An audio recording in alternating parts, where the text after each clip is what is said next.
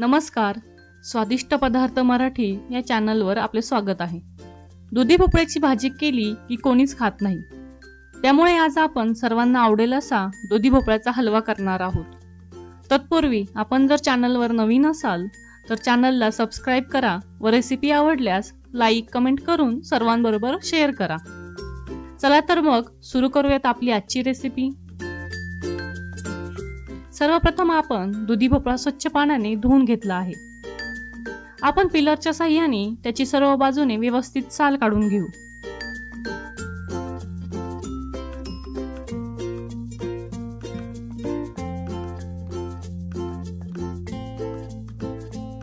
आता किसणीच्या साहाय्याने बारीक किसून घेऊ।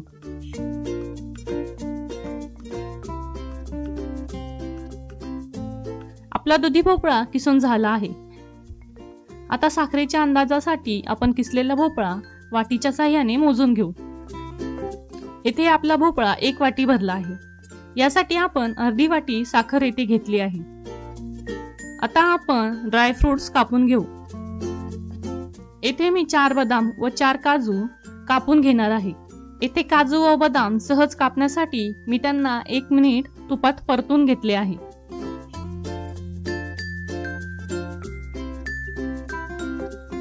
आता आपण हलवा करून घेऊ। यासाठी एका कढईत 1 चमचा तूप घेऊ।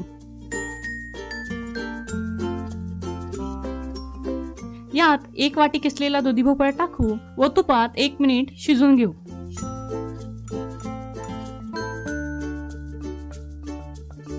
आता यात 1 वाटी दूध टाकू। येथे कोमट दूध टाका।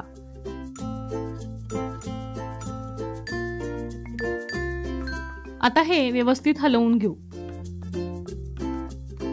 आता दूध आटेपर्यंत हलवा शिजवून घेऊ। अधूनमधून कलथ्याने हलवत राहा।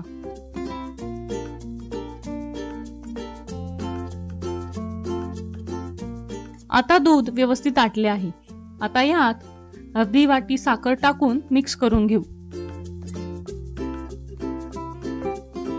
आपण पाहू शकता साखरेला पाणी सुटले आहे।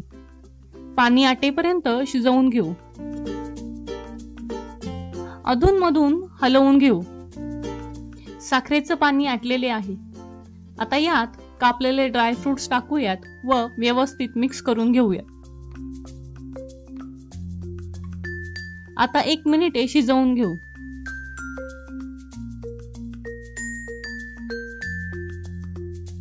यात चिमूटभर वेलची पूड टाकू व मिक्स करून घेऊ। साधारणतः 15 ते 20 मिनिटांत कमी गॅसवर आपला दुधी हलवा शिजवून होतो। अशा प्रकारे तयार आहे आपला दुधी भोपळ्याचा हलवा।